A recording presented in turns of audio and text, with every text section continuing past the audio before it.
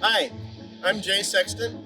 I'm the Vice President, or as we call it in our officer positions, the Overseer of Willamette Grange. And I'm going to give you a tour today of the Willamette Community and Grange Hall. We're 7 miles south of Corvallis, 10 miles north of Monroe.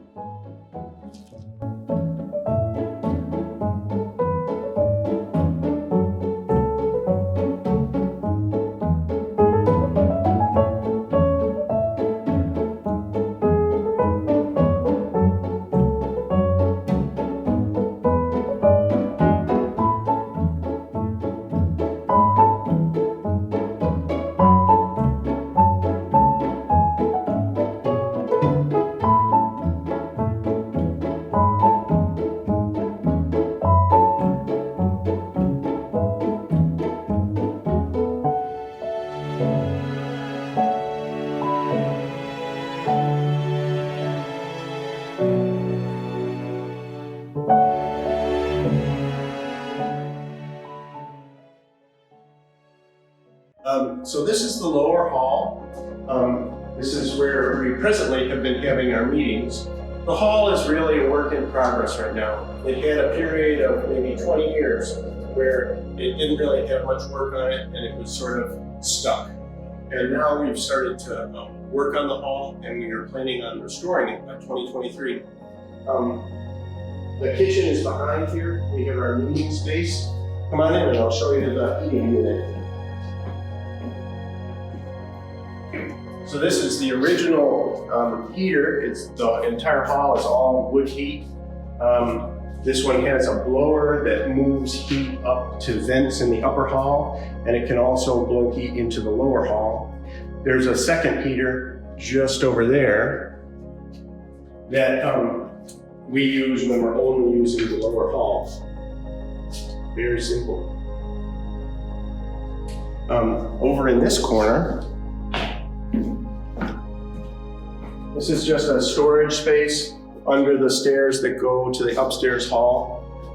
We keep some of our records and some of our supplies. I set out, this is a working Grange Hall. It's the second oldest continuously operating Grange Hall in Oregon. It was organized in 1873. They had two buildings before this that were both lost by fire, and they were originally located about 2 miles to the west. This building was built in 1923, and so in our goal for 2023, 100-year birthday, is to have it restored for community use. These are some of the Grange ritual items, paraphernalia. These are staves of certain officers. The gatekeeper, the steward, the assistant steward, and the lady assistant steward. And these are the badges of office, the sashes for the chaplain and the secretary. The original sashes were lost at least twice during the fires, and the sashes that this hall held had really decomposed. I went to the National Grange Conference last year, and the Michigan Grange brought a bunch of sash sets, and we were able to get a new sash set from a hall in Michigan that had ceased to function.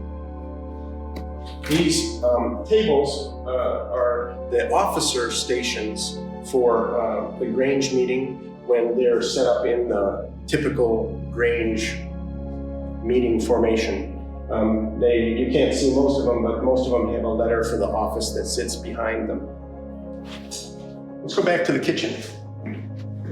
The kitchen is one of the places we really need to do a lot of work, but almost all of the hall is places we need to do a lot of work. One of the things we're going to do soon is we're going to get rid of this sink, which is kind of an awkward sink, and try to refurbish the kitchen to make it a more usable space. Right now it has a small wood stove for heat and a small electric stove. And you can see over here that it used to be used as a place for potlucks or meals with people walking by and food being served through the windows.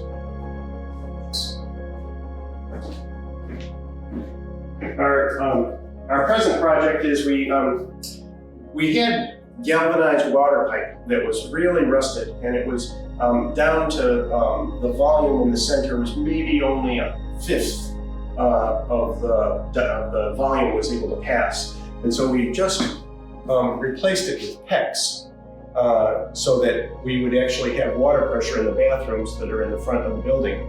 And after we had replaced this run of pipe, we still had some rust. And so we're replacing the water pipe that goes out to our pump house. And you can see our pump house right out that window.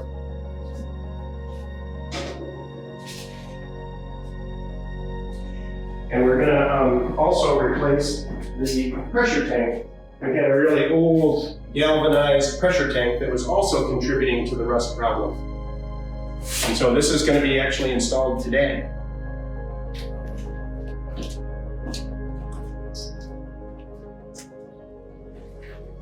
Our firewood supply. And we hope to actually, this is a little shed roof thing that as we restore the hall, we're going to remove this. And I think we'll move to a more modern heating system, but that's down the road. That's not one of our present goals. Right here, this is kind of interesting. Yesterday, there was a hazard testing team out here, part of a Corvallis-based EPA program, and they were testing for lead in the soil from the paint. And so they're going to get us our information back on that. We've also had the hall tested. There's lead paint, of course.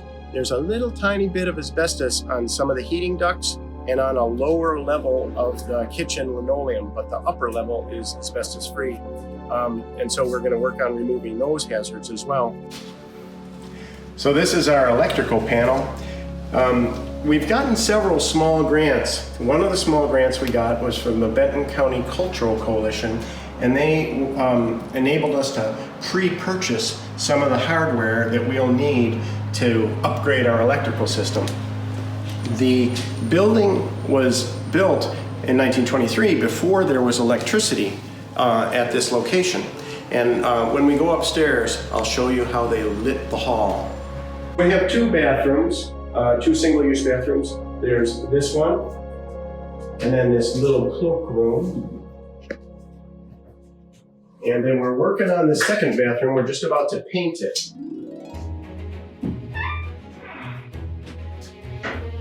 And and there's an interesting little dressing room corner.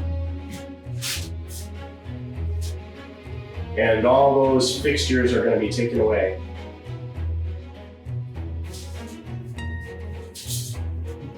And this is kind of interesting. This is a sign that's been here forever.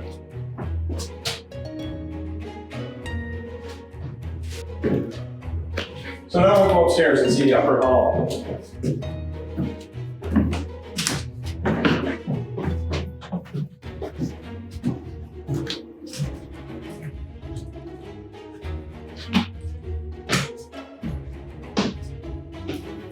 So in 1950, there was a 53-inch snowstorm that had wet, heavy snow, and it broke the roof structure of this building. It didn't collapse, but it did break the roof structure. And at the time, the Grangers worked in here and they beefed it up, but it wasn't really a long-term fix. And over the years, the tops of the walls began to spread out. And at the point where they had spread out from the bottom of the second story to the top of the second story, they had splayed out a foot either way. And so they brought in cables and they brought it back to plumb. And so these cables are the first aid that saved the hall. But the cables are not a permanent fix. And so we want to have a permanent fix for this roof structure. And so we recently got a grant from the Siletz Tribal Charitable Contribution Fund that paid for us to have an engineer come in and look at the structure and design a permittable fix. And so after he examined everything, he felt like the best way to do it to maintain its historic character was to take the entire roof structure off from the top of the walls up and replace it with new engineered trusses. Any other solution would end up having iron rod struts across the inside of the hall and would really change the appearance of the inside of the building. And so I think that we're headed in that direction. We'll be raising funds for the next year. We hope to be able to do that roof truss replacement next year in 2021. We have to raise about $80,000, and we are applying for grants and beginning our outreach to the people of Benton County to hopefully support the repair of this hall and bringing it back into common public use, because it's a wonderful building in south of Corvallis, north of Monroe, for this area. So the wooden benches that are out here in the hall are the original benches, and you can also see that there are little built-in benches in those places where the hall pooches out.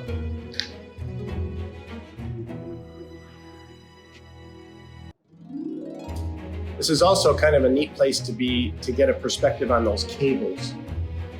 And those cables really saved the life of this building. If those cables hadn't been in, I'm afraid that this building would have been lost.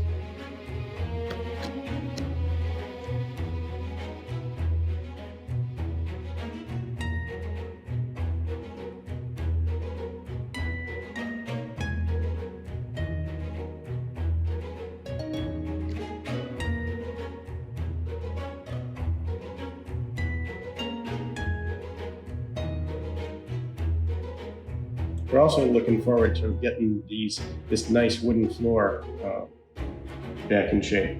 And as you can tell, we've had a problem with birds.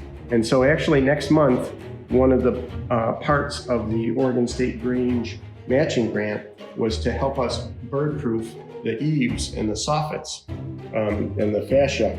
And so we're going to be renting a lift and going up and making sure all those access points the starlings have had over the years are sealed for good. There are a couple other structural things that we'll have to address at the same time. We're going to go over to this corner, and you can see that there are these little pooch outs of the building. There's 4 of them where the building moves out from the edge. And unfortunately, they're a little weak. If you look right here, you can see that where that pooch out goes across, there's 3 2x6s that hold the roof trusses across that gap. But the 3 roof trusses are only supported by a single 2x6. And so you can see they're just on top of that 2x6, and they're actually only halfway on top of that 2x6. So when we do the roof work, we're going to replace that with a solid 6x6 going all the way through the second floor, down to the first floor, to a new footing in the foundation. And so there'll be 8 of those replaced to make these places stronger for the hall as we replace the roof. The stage, and if we walk over this way, and this alcove were also built a little weak, where the header was built with the 2x6s oriented incorrectly, and so they're weak, and so they've sagged. They should be oriented vertically. And that's the reason that the stage is supported. Originally, we were working on the stage and we supported it up to level, and then we were going to put plywood that was glued and screwed to stiffen that whole structure. But since we're probably going to replace the entire roof, that won't be necessary. And we'll put new, stronger structures across the mouth of the stage and the mouth of this alcove. Another interesting thing I can show you with this light. The land for this Grange Hall was donated January 1923 by Macaulay Porter, pioneer of 1848, aged 93 years. Preparing the hall, the upper hall, for the engineer to get a really good look, we took off the plaster and lath of the ceiling, and that was to all these 2x2s are where the lath attached, and then the plaster was placed over it. And the engineer needed to be able to see this whole structure to design the fix. And when we took all that down, we ended up taking it up to the dump, and it ended up being 4 tons of plaster and lath. And so having sheetrock in its place should also reduce the stress on the roof. We were surprised while we were doing that plaster and lath work, this is a very interesting coincidence. We were taking it apart, and we noticed that up in here, there was black soot. And we were like, oh, that's really strange. And then when we came over here, we could see that there was new wood, and these rafters were charred. You can see that this one is pretty charred. And we went home, and we had a bunch of papers that we had brought home to organize from the hall. And we were trying to organize them by their purpose and their age. And on the same day that we saw this charring, we were flipping through, and we found a newspaper article about a fire at the Willamette Grange Hall that was in 1956. And it said that the neighbors had their electricity go out, and they were wondering what had happened. And they walked outside, and they looked around, and they noticed that there was smoke coming from the back of the Grange Hall. And they called the Corvallis Fire Department. Now, the Grange Hall was outside the fire district. And so the fire marshal gave special permission for the fire department to respond outside the district. And Philomath also gave special permission for their department to come outside the district.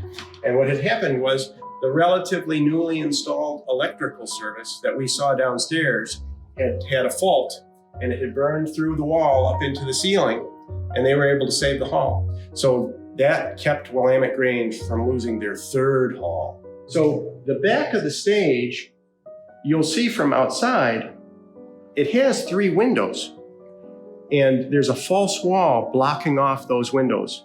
And one of the things that we plan on doing is regaining access to those windows so that we'll have access to the flagpole.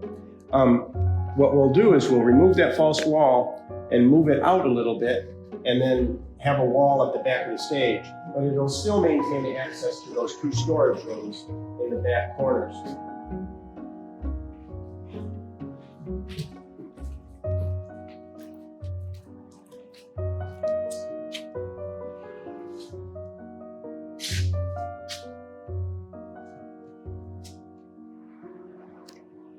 So this is one of our little attempts to keep the starlings out. We had this little cat and this little owl, but they got used to them, I'm afraid.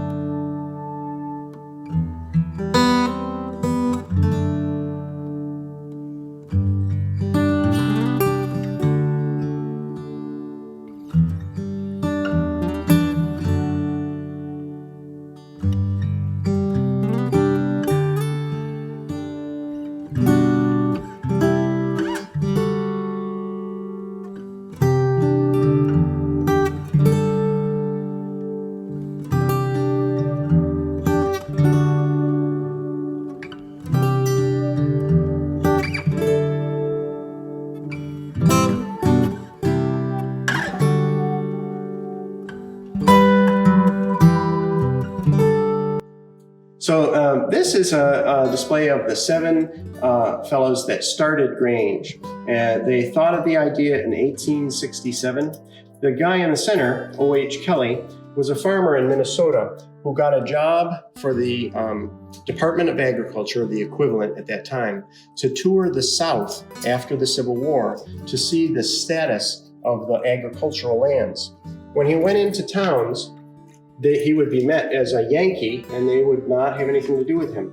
But when he revealed that he was a Mason with his secret Mason handshake, they were very welcoming, and they'd ask him to come to their house and stay at their house and have dinner with them. And he was concerned about the isolation of farmers, the way they were taken advantage of by their suppliers and their purchasers, and their lack of education about developments in farming technology.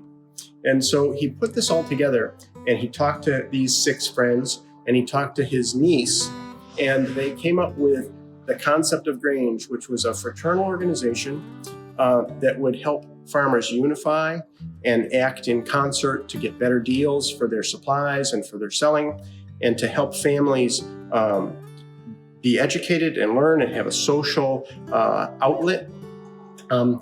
And then they started going across the country and trying to get people to buy into this idea. And it took a while. And then people started forming granges. And then it swept like wildfire across the country. And in certain months in the early 1870s, there would be 1,000 granges formed in the country in a single month. And there was great political activity, and it was to help rural families. And it's a really interesting and long history of an idea that pretty much one man had that had a really good effect for rural families.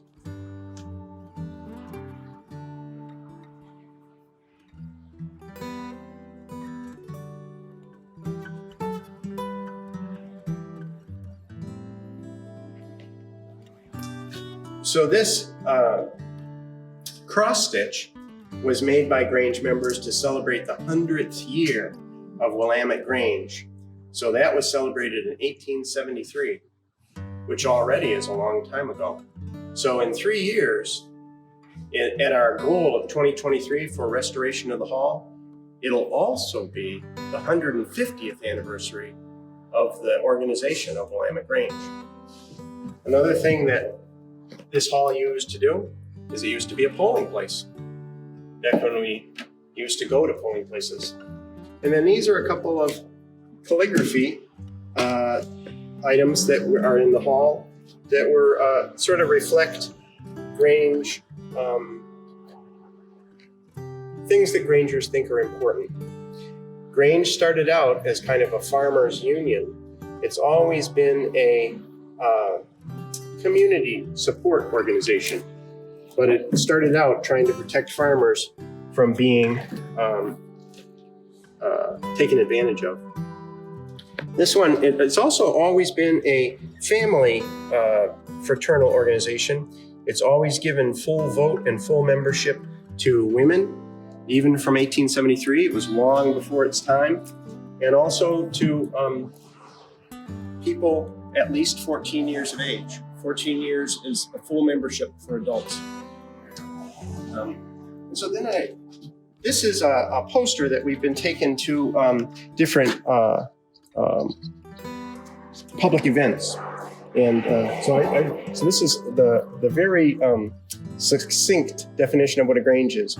A Grange is a community organization that responds to local needs. We have a 150-year tradition of promoting local foods and nonpartisan, non-sectarian, face-to-face community.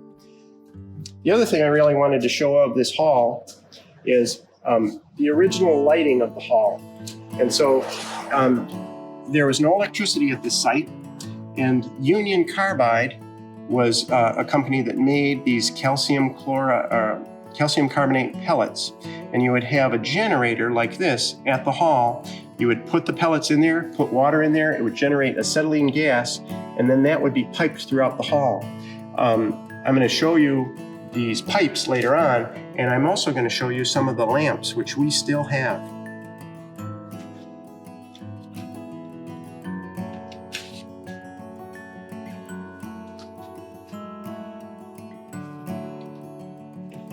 Written lamps.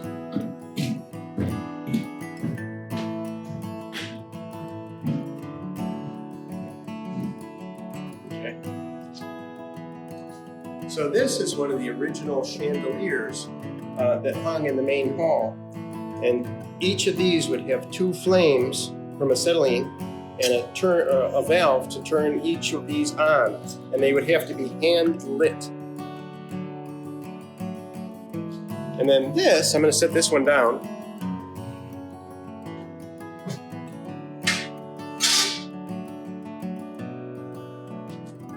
This is one of the smaller lamps that would be, in different areas of the hall. And the interesting thing of this is there would be a flint in here, and there's like a file, a circular file here. And a tool would be put in here to spin this, and it would create a spark that would light the two flames. And this, of course, also has a valve. Interesting, huh? When we're further along with the restoration of the hall, I want to set one of these up as a demonstration where we'll plumb it to just an acetylene bottle. And we'll be able to turn this on, and light it to show what the original lighting of the hall was like. So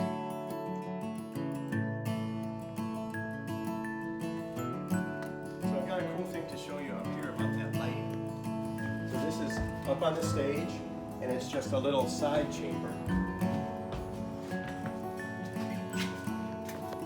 And this is the only one of these that remains. So it has its valve, and then it had its fixture here where the lamp would be, and the flame.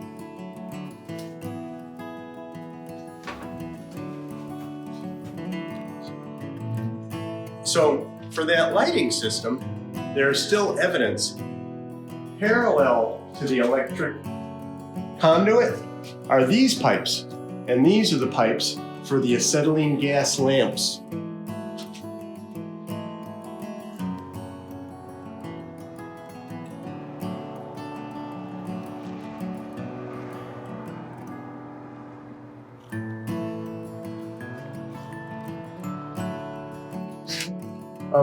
So the second stairway to the hall is here, and this needs to have some work. And you can see the plaster and lath, how it looks. The small boards are placed behind, and then plaster was hand troweled onto the boards and squished through it, and that's how it's held in place.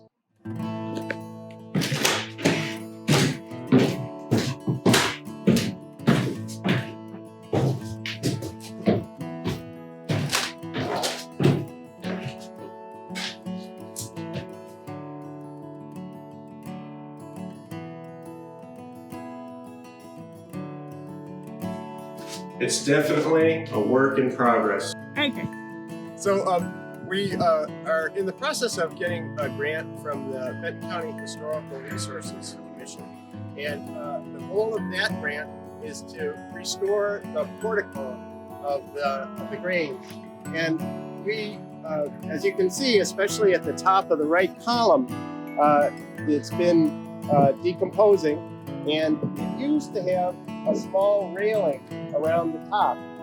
You can also see those 3 windows that were walled off at the back of the stage. And above the center window, you can see a weird square stub. And that used to be a 15-foot tall flagpole.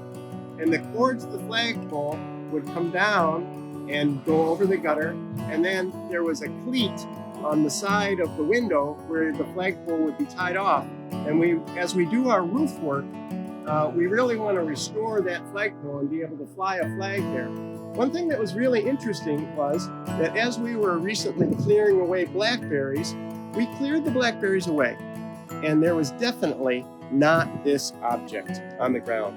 A few days later, I came by, and there was an odd-shaped piece of wood in the ground where we had cleaned off the blackberries. And I picked it up, and it's the cleat. It's the cleat that the flagpole used to be tied off to.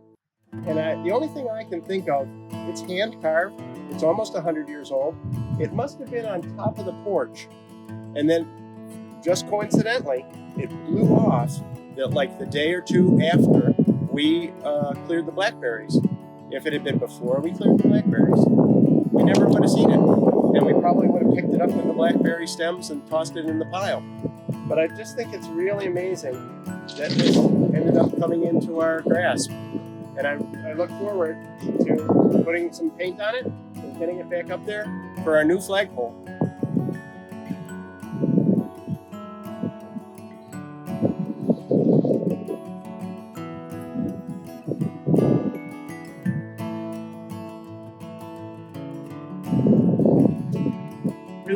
to having the portico fixed up, we feel like it'll be a great first impression of the building as we start the heavy lifting of our restoration of this building.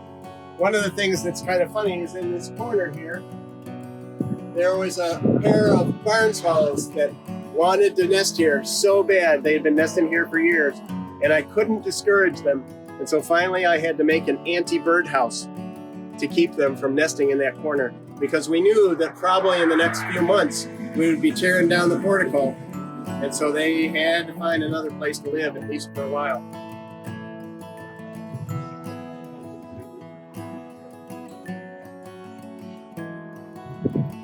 So we also have about 2 acres of land with this Grange Hall. And we had 3 dead trees that we recently cut down that are by those piles. And then I have my son, who is a very skilled chainsaw operator, is going to help us take down this last tree. We're going to plant some new trees in here and keep them alive for a little shady grove for picnicking. And the land goes back to that hedge. We're going to try and tame that hedge and make this a place that we can have community events outside, rummage sales, car shows, things that'll bring in the community. And we could also use this area here too. We've thought about maybe even doing an outdoor movie possibly, or maybe in the back. And we're thinking about doing a stage in the back too for community events.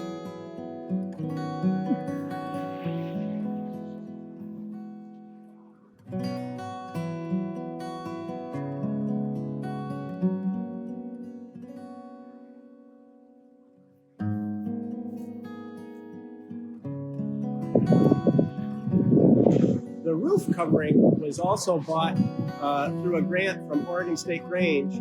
It was giving us a temporary respite from the roof leaks that we had that were caused by the structural damage to the roof. This plastic is a greenhouse plastic that's supposed to last 4 to 10 years. It's just coming up on its first year right now, and so we're hoping it will give us the respite we need to raise the money to replace the roof and get a good roof on it.